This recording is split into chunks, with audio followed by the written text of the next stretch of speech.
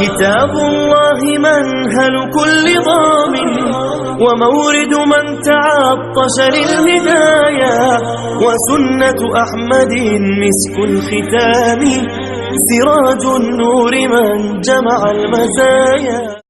السلام علیکم ورحمۃ اللہ وبرکاتہ. الحمد للہ رب العالمین والصلاة والسلام علی اشرف الانبیاء والمرسلین. اللہم صل وسلم علی نبینا محمد. اما بعد. قال اللہ تبارک وتعالی فی القرآن المجید والفرقان الحمید: قل لا اقول لکم عندی خزائن اللہ ولا اعلم الغیب. محترم سامعین و سامعات، ہم نے گزشتہ سبق میں توحید اور عقیدے کی تعریف پڑھی اور اسی طرح وہ باتیں پڑھیں جن کے ذریعے صحیح عقیدے کی اہمیت واضح ہوتی ہے، اور اسی طرح تیسرے نمبر پر ہم نے یہ بات پڑھی کہ لوگ اصل میں عقیدہ توحید پر ہی قائم تھے. انسانیت کا اصل عقیدہ عقیدہ توحید ہے اور اس پر دلائل پڑھے. اور چوتھے نمبر پر ہم نے یہ بات پڑھی تھی کہ صحیح عقیدہ کہاں کہاں سے اخذ کیا جا سکتا ہے.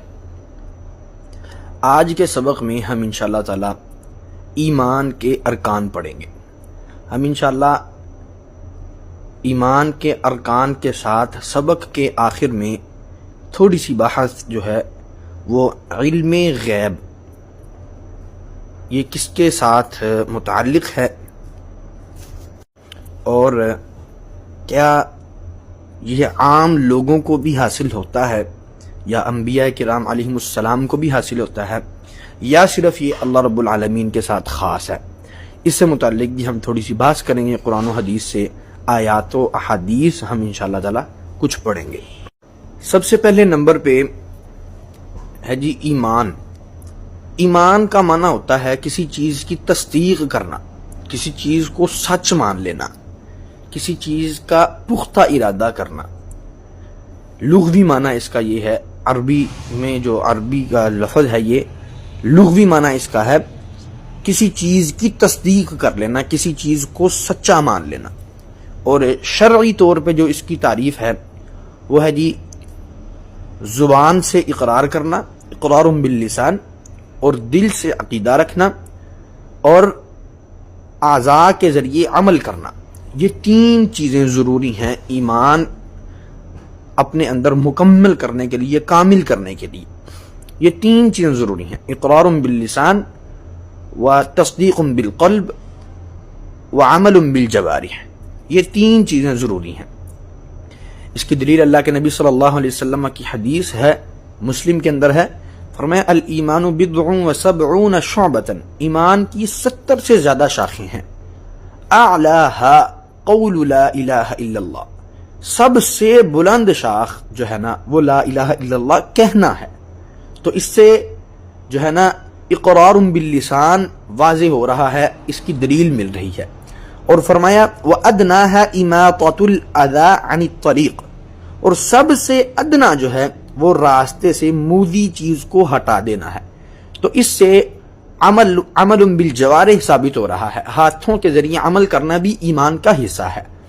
اور تیسری چیز ہے اللہ کے نبی علیہ السلام نے فرمائی والحیاء شعبۃ من الایمان، اور حیا ایمان کی ایک شاخ ہے.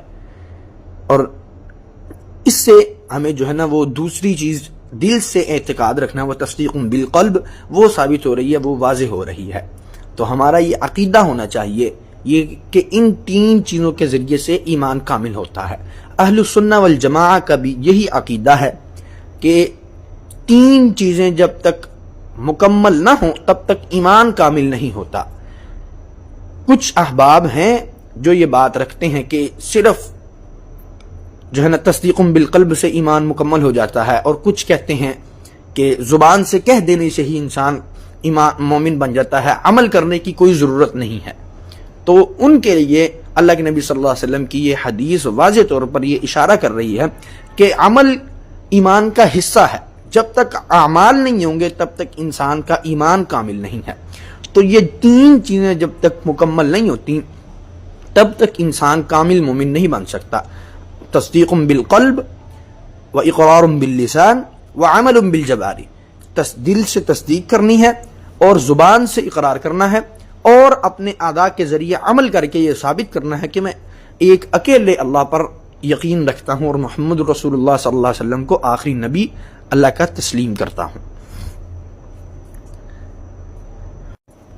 دوسرے نمبر پہ جو چیز ہے وہ یہ ہے کہ ایمان جو ہے یہ فرما برداری کرنے سے بڑھتا ہے اور نافرمانی کرنے سے گھٹ جاتا ہے۔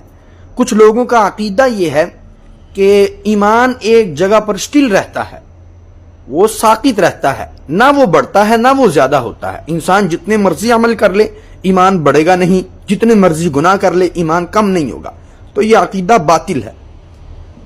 اہل السنہ والجماعہ کا جو عقیدہ ہے وہ یہی ہے کہ فرما برداری کرنے سے انسان کا جو ایمان ہے انسان کا وہ بڑھ جاتا ہے اور نافرمانی کرنے سے انسان کا ایمان کم ہو جاتا ہے۔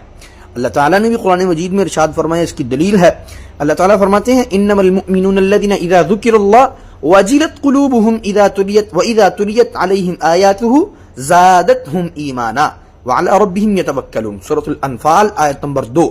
فرمایا مومن تو وہی ہیں جب اللہ کا ذکر کیا جاتا ہے تو ان کے دل دہل جاتے ہیں، ڈر جاتے ہیں، وجلت قلوبہم، ان کے دل جو ہے نا دہل جاتے ہیں، اور وَإِذَا تُلِيَتْ عَلَيْهِمْ آيَاتُهُ، جب ان کو اللہ تعالیٰ کے قرآن کی آیتیں پڑھ کر سنائی جاتی ہیں، زادتہم ایمانا، تو ان کے ایمان کو اور زیادہ کر دیتی ہیں اور ایمان ان کا ان آیتوں کے ذریعے سے اور بڑھ جاتا ہے۔ وَعَلَىٰ رَبِّهِمْ يَتَوَكَّلُونَ، اور یہ اپنے رب پر توکل کرنے والے ہوتے ہیں۔ تو اس آیت سے ہمیں یہ بات معلوم ہوتی ہے کہ ایمان جو ہے یہ فرما برداری سے زیادہ ہوتا ہے اور نافرمانی کرنے سے کم ہو جاتا ہے۔ اس کی اور بہت سی ادلہ قرآن و سنت میں موجود ہیں۔ اگلے نمبر پہ، تیسرے نمبر پہ جو بات ہے وہ ہے ایمان کے کچھ ارکان ہیں اور ان کی ادلہ ہم انشاءاللہ تعالیٰ پڑھیں گے۔ ایمان کے کل 6 ارکان ہیں۔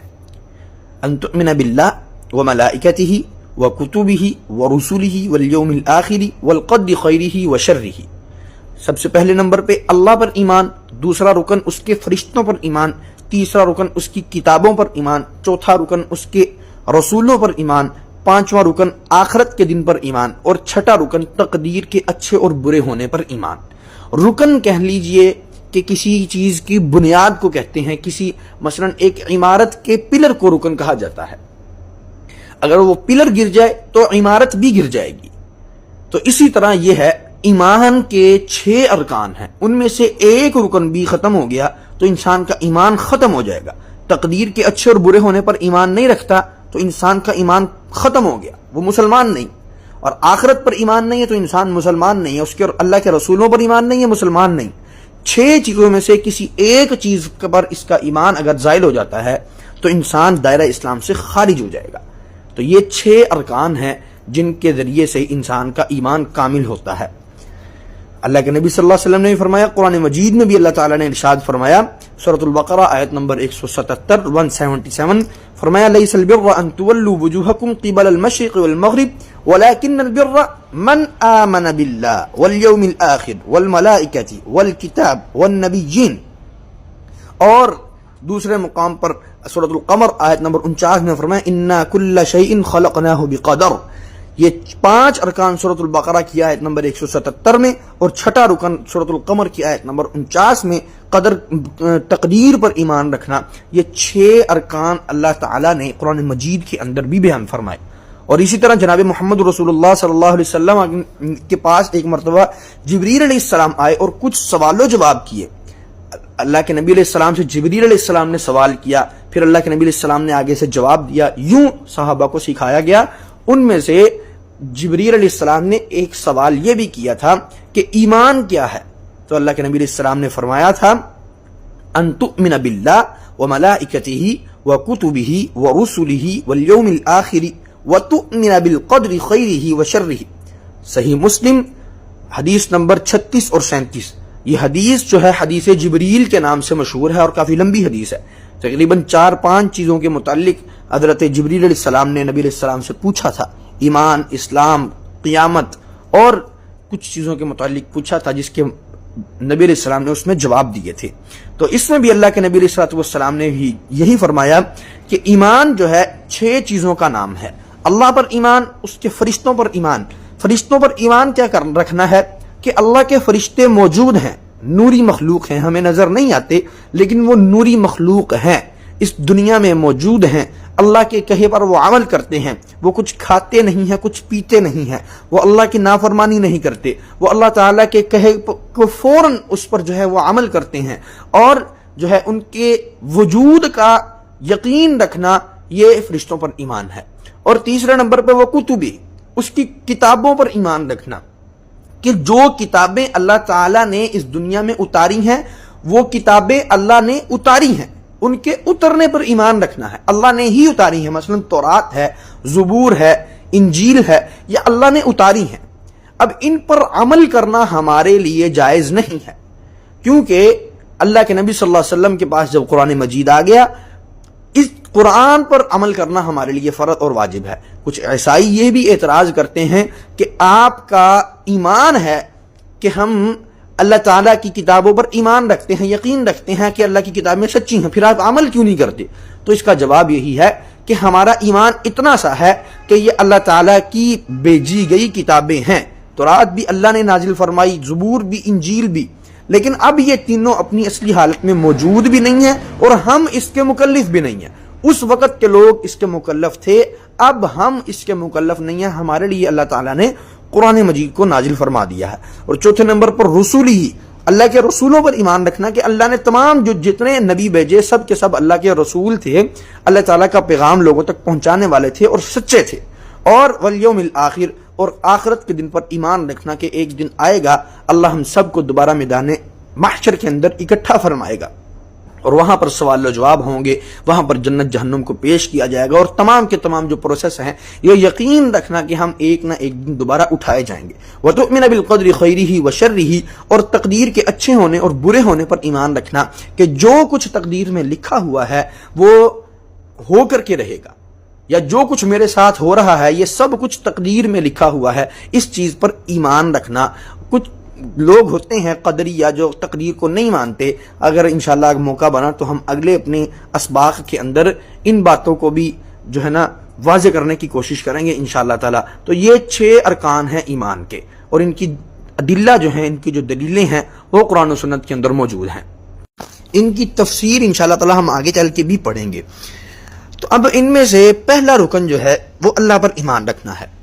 اللہ پر ایمان کے معنی جو ہیں وہ یہ کہ قطعی طور پر یہ عقیدہ رکھنا کہ یقیناً اللہ ہی ہر چیز کا رب ہے، اس کا مالک اور اس کا خالق ہے، اور وہی اللہ ہے جو اکیلا عبادت کا مستحق ہے، اور اللہ ہی جو صفات کمال سے متصف اور ہر نقص اور عیب سے پاک ہے۔ ساتھ ہی ساتھ ان تمام باتوں پر عمل کرنا۔ تو اللہ تعالیٰ پر ایمان کی جب بات ہوتی ہے، توحید، خالص توحید تو یہی ہے کہ اللہ کو ایک ماننا صرف، تو توحید کی آگے 3 اقسام بن جاتی ہیں۔ توحید کی 3 قسمیں بنتی ہیں۔ پہلی قسم توحید ربوبیت، دوسری قسم توحید الوہیت، تیسری قسم توحید اسماء و صفات۔ توحید ربوبیت، اس کی تعریف یہ ہے کہ اللہ تعالیٰ کو اس کے افعال میں ایک ماننا، اور یہ اعتقاد رکھنا کہ اللہ تعالیٰ ہی پیدا کرنے والا ہے، اللہ ہی روزی دینے والا ہے، اللہ ہی حکومت کرنے والا ہے، اللہ ہی زندہ کرنے والا ہے، اللہ ہی مارنے والا ہے، اور تدبیر و انتظام وغیرہ کے افعال میں اللہ اکیلا ہے۔ اللہ تعالیٰ نے فرمایا الا لہ الخلق والامر تبارک اللہ رب العالمین، سن لو اسی اللہ نے ہی سب کچھ پیدا کیا اور اسی کی حکومت ہے، اور اللہ بہت برکت والا سارے جہاں کا مالک ہے۔ اللہ تعالیٰ نے لوگوں کو توحید پر ہی پیدا کیا ہے، یہ بات ہم پہلے بھی پڑھ چکے اور دوبارہ یہ پڑھ رہے ہیں کہ اللہ تعالیٰ نے لوگوں کو توحید پر ہی پیدا کیا۔ یہ جو توحید ربوبیت ہے نا، اس کا اقرار مشرکین مکہ بھی کیا کرتے تھے. مشرکین مکہ بھی اس چیز کا اقرار کرتے تھے. امن خلق پارہ 20واں پارہ پہلا صفحہ. بار بار ان سے سوالات اللہ تعالیٰ نے اللہ کے نبی علیہ السلام کو کہا کہ ان سے پوچھیے. سیقولون للہ، ان قریب یہ کہیں گے کہ اللہ نے کیا سارا کچھ. اور سورۃ الملک کے اندر بھی یہی باتیں دہرائی گئیں، اور سورۃ نور کے اندر، سورۃ المؤمنون کے اندر یہی باتیں بار بار دہرائی گئیں کہ ان سے اگر آپ پوچھیں کہ یہ آسمان و زمین کس نے بنایا تو ان قریب کہیں گے اللہ نے بنایا. یہ خود کہتے تھے کہ زمین و آسمان کو بنانے والا اللہ ہی ہے، سب کچھ کرنے والا اللہ ہی ہے. لیکن کیا تھا کہ یہ لوگ صرف جو ہے نا الوہیت کا انکار کر دیتے تھے، اسماء و صفات کا انکار کر دیتے تھے. اللہ کے ساتھ جو ہے نا نئے نئے معبود بنا کے بٹھا دیا کرتے تھے، اللہ کے مقام پر پہنچا دیا کرتے تھے. اور آج کا مسلمان بھی یہی کچھ کرنے پر لگا ہوا ہے، الا من رحم ربک. تو اللہ تعالیٰ نے قرآن مجید میں بھی یہ بات ارشاد فرمائی کہ اللہ تعالیٰ نے انسانیت کی جو فطرت ہے نا وہ توحید رکھی. فَأَقِمْ وَجْهَكَ لِلدِّينِ حَنِيفًا. اللہ تعالیٰ سورۃ الروم آیت نمبر 30 میں فرماتے ہیں کہ بس ایک طرف ہو کر اپنا چہرہ دین کے لیے سیدھا کر لیجئے. فِطْرَةَ اللَّهِ الَّتِي فَطَرَ النَّاسَ عَلَيْهَا، اس دین کے لیے جس پر اللہ تعالیٰ نے تمام کے تمام لوگوں کو پیدا کیا ہے. لا تبدیل لخلق اللہ، اللہ کی بناوٹ بدلتی نہیں ہے. ذالک الدین القیم، یہی دین سیدھا دین ہے. اللہ تعالیٰ نے انسانیت کو اسی دین پر پیدا کیا، توحید پر ہی پیدا کیا. اور نبی کریم صلی اللہ علیہ وسلم نے فرمایا، صحیح البخاری حدیث نمبر 98 فرمایا، ما من مولود الا یولد علی الفطرہ فابواہ یہودانہ او ینصرانہ او یمجسانہ. اللہ کے نبی صلی اللہ علیہ وسلم نے فرمایا کہ ہر بچہ فطرت ہی پر پیدا ہوتا ہے، یعنی دین پر ہی پیدا ہوتا ہے. فطرت کیا ہے؟ سورۃ الروم میں اللہ نے فرما دیا، فطرت اللہ التی فطر الناس علیہا. فطرت لوگوں کی وہی ہے جو اللہ تعالیٰ نے رکھی، دین اسلام ہے. اللہ کے نبی علیہ السلام نے بھی یہ فرمایا کہ لوگ جو ہیں، بچہ جو ہے فطرت پر پیدا ہوتا ہے. فَأَبَوَاهُ أَن يُهَوِّدَانِ، اس کے ماں باپ اسے یہودی بنا دیتے ہیں. او يُنَصِّرَانِ، یا اس کو جو ہے نا عیسائی بنا دیتے ہیں. او يُمَجِّسَانِ، یا پھر اس کو اللہ جو ہے نا اس کے ماں باپ جو ہیں اس کو مجوسی بنا دیتے ہیں. یہاں پر قابل غور بات یہ ہے کہ آپ صلی اللہ علیہ وسلم نے یہ نہیں فرمایا کہ او يُسَلِّمَانِ، اس کو مسلمان بنا دیتے ہیں. کیوں نہیں فرمایا؟ اس لیے کہ اسلام اس کی اصل فطرت ہے، اس کی فطرت میں موجود جو ہے وہ اسلام ہے. اگر فطرت اسلام نہ ہوتی تو اللہ کے نبی صلی اللہ علیہ وسلم یہ بھی فرما دیتے، او یسلمانہ، اس کے والدین اس کو مسلمان بنا دیتے ہیں. تو محترم بھائیو، انسان جو ہے فطرت پر پیدا ہوئے، اور فطرت کیا ہے؟ توحید ہے. میں نے جیسا کہ پہلے بھی بتایا آپ کو کہ مشرکین مکہ جو ہیں یہ بھی توحید کا اقرار کرتے تھے. توحید ربوبیت ان کی گٹھی میں موجود تھی. اللہ تعالیٰ قرآن مجید میں ارشاد فرماتے ہیں، وَلَئِن سَأَلْتَهُم مَّن خَلَقَ السَّمَاوَاتِ وَالْأَرْضِ لَيَقُولُنَّ اللَّهُ. سورہ لقمان آیت نمبر 25. فرمایا کہ اگر تم ان سے پوچھو نا، من خلق السماوات والارض، زمین و آسمان کو کس نے پیدا کیا، لَيَقُولُنَّ اللَّهُ، ان قریب ضرور بھی ضرور یہ کہیں گے. عربی کے اندر جب فعل مضارع کے اوپر لام تاکید اور آخر پہ نون ثقیلہ لگ جائے نا تو قسم کا معنی دیتا ہے. تو اللہ تعالیٰ نے فرمایا یہ ضرور بھی ضرور یہی کہیں گے، اللہ نے پیدا کیا. لیکن اس کے باوجود رسول اللہ صلی اللہ علیہ وسلم سے ان کی لڑائی تھی، اور ان لوگوں کی طرف سے صرف اسی پر اکتفا نہیں کیا انہوں نے، اس لیے کہ جو چیز جان و مال کی حفاظت کرتی ہے اور جنت میں داخل کرتی ہے وہ صرف ایک اللہ کی عبادت کرنا ہے، اور وہ توحید الوہیت ہے. ان لوگوں نے ایسا نہیں کیا. انہوں نے توحید الوہیت پر ایمان نہیں لایا. انہوں نے ربوبیت پر تو ایمان لے آئے، یہ ربوبیت پر تو ایمان لے آئے، لیکن توحید الوہیت پر یہ ایمان نہیں لے کے آئے. آج کا مسلمان جو ہے اپنے آپ کو دیکھے کہ وہ کہاں پر کھڑا ہوا ہے. اس نے توحید ربوبیت کو تو مان لیا، لیکن انہی مشرکین کی طرح توحید الوہیت کی طرف جو ہے اس کا عمل جو ہے وہ بہت ہی کم نظر آتا ہے. تو یہ ہمارا آج کا سبق تھا، جس میں ہم نے جو ہے نا ایمان کے ارکان پڑھے اور ان ارکان میں سے پہلا رکن اللہ پر ایمان لانا، اس کی تفصیل شروع کی.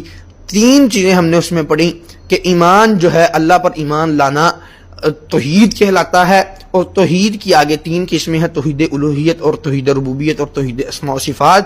ان میں سے ہم نے پہلی توحید ربوبیت پڑھی، اس کے دلائل پڑھے، اور جو ہے ہم نے یہ پڑھا کہ توحید ربوبیت جو ہے نا تمام کے تمام مسالک مذاہب مانتے ہیں، لیکن جہاں پر انکار کرتے ہیں وہ توحید الوہیت ہے. یہ انشاءاللہ العزیز ہم اگلے سبق میں جو ہے وہ پڑھیں گے. اب جو میں نے سبق کے شروع میں کہا تھا کہ ہم سبق کے آخر میں کچھ پڑھیں گے علم غیب کے حوالے سے.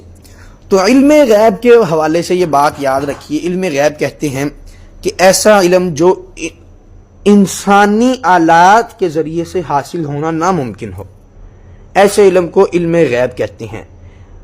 ظاہری اسباب کے ذریعے، ایسا علم جو ظاہری اسباب کے ذریعے حاصل نہ ہو سکتا ہو، اس کو علم غیب کہا جاتا ہے. تو علم غیب کے حوالے سے اہل السنہ والجماعہ کا عقیدہ یہی ہے، جو قرآن و سنت میں بیان ہوا ہے وہ یہی ہے کہ علم غیب صرف اور صرف اللہ رب العالمین کی ذات کو ہے، صرف اللہ کے پاس ہے. اللہ کے علاوہ علم غیب کسی کو حاصل ہی نہیں ہے.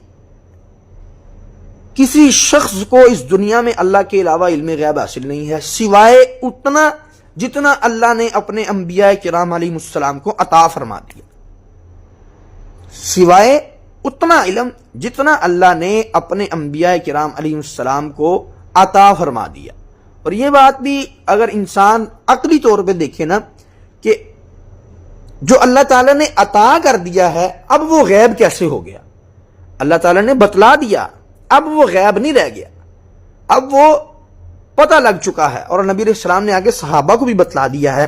تو یہ علم غیب کے حوالے سے قرآن مجید کی بہت سی آیات ہیں جس میں اللہ تعالیٰ نے اللہ کے نبی علیہ السلام سے کہلوایا کہ آپ خود کہیے. سورۃ الانعام آیت نمبر 50، قُلْ لَا أَقُولُ لَكُمْ عِنْدِي خَزَائِنُ اللَّهِ، کہہ دیجئے کہ میرے پاس اللہ کے خزانے نہیں ہیں. لا کہہ دیجئے میں یہ نہیں کہتا، لا اقول لکم، میں تمہیں یہ نہیں کہتا کہ میرے پاس اللہ کے خزانے ہیں.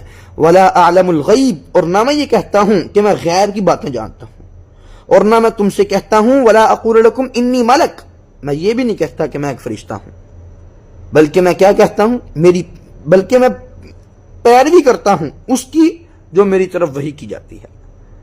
ولا اقول لکم انی ملک، میں فرشتہ نہیں ہوں، نہ میں غیب کی خبریں رکھتا ہوں، نہ میں تمہیں یہ کہتا ہوں کہ میرے پاس اللہ کے بہت زیادہ خزانے ہیں، بلکہ میں تو صرف تمہیں وہ کہتا ہوں جو میری طرف وحی کی جاتی ہے. اور وہ وحی کیا تھی کہ اللہ کی طرف آ جاؤ، قولوا لا الہ الا اللہ، اللہ کی طرف آ جاؤ. اور اسی طرح بہت سی آیات کے اندر جو ہے نا اللہ تعالیٰ نے نبی کریم صلی اللہ علیہ وسلم سے یہ کہلوایا کہ آپ کہیے کہ میں غیب نہیں جانتا. یہاں تک کہ سورۃ الاعراف کے اندر آیت نمبر 188 میں اللہ تعالیٰ نے اپنے نبی کریم صلی اللہ علیہ وسلم سے کہلوایا، قُلْ لَا، کہہ دیجئے، لا املک لنفسی نفعا ولا ضرا الا ما شاء اللہ، کہہ دیجئے کہ میں اپنی جان کے لیے نہ کسی نفع کا مالک ہوں اور نہ کسی نقصان کا مالک ہوں مگر وہ جو اللہ چاہے. میں اپنی جان کے حوالے سے کسی چیز کا مالک نہیں ہوں. اگر اللہ کے نبی علیہ السلام کو بھی غیب ہوتا تو اللہ کے نبی علیہ السلام جو ہیں وہ اپنے اللہ کے نبی السلام کو پتہ لگ جاتا کہ آنے والے وقت میں مجھ پر جادو ہونے والا ہے، آنے والے وقت میں میرے ساتھ یہ نقصان ہونے والا ہے، یہ کھانے کی پلیٹ کے اندر یہودیہ نے زہر ڈال دیا ہے، تو اللہ کے نبی علیہ السلام کو وہ نقصان نہ ہوتا. فرمایا لا املک لنفسی نفعا ولا ضرا الا ما شاء اللہ، میں کچھ بھی اپنے نفع نقصان کا مالک نہیں ہوں بلکہ جو اللہ چاہتا ہے ہوتا وہی ہے. اور اسی آیت میں فرمایا آگے وَلَوْ كُنْتُ أَعْلَمُ الْغَيْبِ لَاسْتَكْثَرْتُ مِنَ الْخَيْرِ، اگر میں غیب جانتا ہوتا تو ضرور بلائیوں میں سے بہت زیادہ حاصل کر لیتا. وَمَا مَسَّنِيَ السُّوءُ، اور مجھے کوئی تکلیف نہ پہنچتی. إِنْ أَنَا إِلَّا نَذِيرٌ وَبَشِيرٌ لِقَوْمٍ يُؤْمِنُونَ، میں تو صرف ایک ڈرانے والا اور خوشخبری دینے والا ہوں ان لوگوں کے لیے جو ایمان رکھتے ہیں. اب ایمان رکھنے والے لوگ یہی ایمان رکھیں گے کہ اللہ کے نبی صلی اللہ علیہ وسلم کو بھی اللہ تعالیٰ نے غیب عطا نہیں فرمایا تھا. یہ اللہ رب العالمین کا خاصہ ہے، یہ صرف اللہ تعالیٰ کے لیے خاص ہے. اللہ رب العالمین ہی غیب کی خبریں جانتے ہیں، اللہ کے علاوہ کوئی نہیں جانتا۔ حتیٰ کہ اللہ کے نبی کریم صلی اللہ علیہ وسلم دنیا کے تاجدار کونین، اللہ کے سب سے محبوب نبی، ان کو بھی اللہ تعالیٰ نے غیب کی خبریں عطا نہیں فرمائی، جتنی عطا فرمائی صرف اتنی، الا ماشاء اللہ، جو اللہ نے عطا کیا اس کے علاوہ کچھ نہیں ہے۔ تو اس میں اللہ کے نبی علیہ السلام کی توہین بھی کوئی نہیں ہے، بلکہ اللہ تعالیٰ کا قرآن مجید ہے، قرآن یہ بتلا رہا ہے۔ قرآن مجید میں واضح آیات ہے، سورۃ الاعراف ہے آیت نمبر 188 ہے، سورہ انعام ہے آیت نمبر 50 ہے، اور اسی طرح سورۃ النمل ہے آیت نمبر 65 ہے۔ اس کے اندر تو اللہ تعالیٰ نے یہ بھی بات فرما دی، اور چلتے چلتے میرے ذہن میں بھی یہ بات آ گئی کہ کچھ لوگ تو کہتے ہیں اللہ کے نبی علیہ السلام کو غیب ہے، اور کچھ لوگ اس سے بڑھ کر کے یہ باتیں کہتے ہیں کہ فلاں بابے کو بھی اللہ نے، فلاں بزرگ کو بھی اللہ تعالیٰ نے غیب سے نواز دیا، وہ آپ کو آنے والے کل کی خبریں بتا سکتا ہے، اور وہ آپ کو آنے والے حالات کے بارے میں آگاہ کر سکتا ہے۔ سامعین و سامعات، اللہ تعالیٰ نے قرآن مجید کے اندر واضح طور پر فرما دیا، قُلْ لَا يَعْلَمُ مَنْ فِي السَّمَاوَاتِ وَالْأَرْضِ الْغَيْبَ إِلَّا اللَّهُ، کہہ دیجئے کہ اللہ کے سوا آسمانوں اور زمین میں جو بھی ہے کوئی بھی غیب نہیں جانتا۔ جو شخص بھی اللہ کے علاوہ دنیا میں موجود ہے، کوئی بھی شخص اللہ کے علاوہ غیب کو نہیں جانتا۔ وَمَا يَشْعُرُونَ أَيَّانَ يُبْعَثُونَ، اگر یہ غیب جانتے ہیں تو کم از کم اتنا ہی بتا دیں کہ یہ کب اٹھائے جائیں گے۔ ان کو اتنا بھی شعور نہیں ہے کہ یہ کب اٹھائے جائیں گے۔ یہ زمین کے اندر لیٹے ہوئے بزرگ یا زمین کے اوپر زندہ بزرگ، ان میں سے کوئی نہیں جانتا کہ غیب کیا ہے، غیب کی خبریں کیا ہیں، کیسے ان کو معلوم ہے۔ کوئی نہیں جانتا کہ غیب کل کیا ہونے والا ہے، پرسوں کیا ہونے والا ہے، کوئی بھی شخص ان میں سے نہیں جانتا۔ اگر جانتا ہے تو اتنا بتا دیں، وَمَا يَشْعُرُونَ أَيَّانَ يُبْعَثُونَ، یہ تو اتنا شعور نہیں رکھتے کہ کب اٹھائے جائیں گے۔ اگر جانتے ہیں تو یہ تو بتلائیں نا کہ کب میں فوت ہوں گا اور کب مجھے اٹھایا جائے گا۔ اور اللہ تعالیٰ نے قرآن مجید میں ہی ارشاد فرماتے ہوئے بتلایا، سورۃ لقمان ہے آیت نمبر 34 ہے 34، آخری آیت، فرمایا ان اللہ عندہ علم الساعہ۔ کوئی بھی دنیا میں اگر دعویٰ کرے نا، یہ ایک آپ جو ہے نا گولڈن کی لے لیجئے، یہ چابی لے لیجئے جس کے ذریعے سے آپ یہ دیکھ سکتے ہیں کہ کیا اس کے پاس غیب کا علم ہے یا نہیں ہے۔ دنیا میں آپ کے سامنے کوئی بھی شخص، کوئی بھی عورت، کوئی بھی مرد یہ دعویٰ کرے کہ میرے پاس غیب کا علم ہے، تو یہ 5 چیزیں آپ نے اس سے پوچھنی ہیں۔ ان 5 میں سے اگر کسی کے بارے میں وہ جانتا ہو تو اس کے پاس غیب کا علم ہے۔ یہ 5 کنجیاں ہیں غیب کی جو صرف اللہ کے پاس ہے۔ فرمایا ان اللہ عندہ علم الساعہ، بے شک اللہ کے پاس قیامت کا علم ہے۔ اگر کوئی کہے نا کہ میں غیب جانتا ہوں، اس سے پوچھیں کہ بتا قیامت کب آنی ہے۔ وَيُنَزِّلُ الْغَيْثَ، اور اللہ ہی بارشوں کو برساتا ہے۔ وَيَعْلَمُ مَا فِي الْأَرْحَامِ، اور اللہ ہی جانتا ہے کہ ماں کے پیٹ میں کیا ہے۔ بارش کب برسنی ہے اللہ جانتا ہے، ماں کے پیٹ میں کیا ہے اللہ جانتا ہے۔ اب یہاں پہ لوگ کہیں گے کہ پتہ لگ سکتا ہے الٹرا ساؤنڈ کے ذریعے سے کہ ماں کے پیٹ میں کیا ہے، بیٹا ہے کہ بیٹی ہے۔ ہاں یہ تو پتہ لگ سکتا ہے، لیکن یہ پتہ لگ سکتا ہے کہ اس نے کب پیدا ہونا ہے، یہ پتہ لگ سکتا ہے پیدا ہونے کے بعد اس نے کتنی دیر رہنا ہے۔ ڈاکٹر یہ بھی بتلا دیتے ہیں کہ اتنے ہفتوں کے بعد اس نے پیدا ہو جانا ہے، لیکن کئی مرتبہ ان کی پیشن گوئیاں بھی غلط نکلتی ہیں، 2 ہفتے پہلے 2 ہفتے لیٹ، یہ معاملات ہوتے رہتے ہیں۔ اور پیدا ہونے کے بعد کب تک اس نے زندہ رہنا ہے، اس کی کون سی ٹانگ صحیح ہے، کون سی بازو خراب ہے، کان کون سا صحیح ہے، دماغ کیسا چلتا ہے، کوئی بتلا سکتا ہے؟ یہ ساری ماں کے پیٹ کی خبریں ہیں جو اللہ کے علاوہ کسی کے پاس نہیں۔ وَمَا تَدْرِي نَفْسٌ مَاذَا تَكْسِبُ غَدًا، اور کوئی انسان یہ نہیں جانتا کہ وہ کل کیا کمائی کرے گا۔ وَمَا تَدْرِي نَفْسٌ بِأَيِّ أَرْضٍ تَمُوتُ، اور کوئی شخص یہ نہیں جانتا کہ وہ کس جگہ پہ، کس زمین پہ جا کے مرے گا۔ یہ 5 چیزوں میں سے اگر کوئی ایک چیز بتا دے تو وہ غیب جانتا ہے، اس کے علاوہ اگر نہ بتلا سکے تو وہ انسان غیب نہیں جانتا۔ ان اللہ علیم خبیر، بے شک اللہ سب کچھ جاننے والا ہے، پوری خبریں رکھنے والا ہے۔ اگر یہ 5 غیب کی کنجیاں ہیں، ان میں سے کوئی ایک بات بتلا سکتا ہو تو وہ غیب جانتا ہے۔ بصورت دیگر کوئی بھی شخص اس دنیا میں غیب نہیں جانتا۔ قرآن و سنت سے ہمیں یہی عقیدہ ملتا ہے کہ جتنا اللہ نے اپنے نبی علیہ السلام کو غیب بتلایا تھا اتنا حق اور سچ ہے کہ اللہ نے اتنا غیب، ان کو غیب کی خبریں یعنی ماضی کی خبریں بتلائیں اللہ کے نبی علیہ السلام کو، پچھلے انبیاء کے واقعات، پچھلی قوموں کے واقعات، یہ سب کچھ بتلائے، لیکن اللہ کے نبی علیہ السلام بھی یہ نہیں جانتے تھے کہ میرے سامنے پڑا کھانا کیسا ہے، اس کے اندر کیا ہے کیا نہیں ہے. یہ ساری باتیں قرآن مجید سے ہمیں یہ معلوم ہوئیں. اللہ سے دعا ہے کہ اللہ تعالی ہمیں صحیح معنوں میں عقیدہ سمجھ کر اور اس عقیدے پر عمل کرنے کی توفیق عطا فرمائے.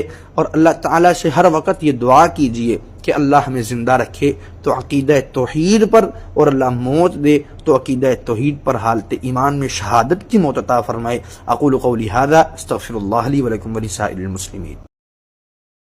كتاب الله منهل كل ضامن ومورد من تعطش للهدايا وسنة أحمد مسك الختام سراج النور من جمع المزايا.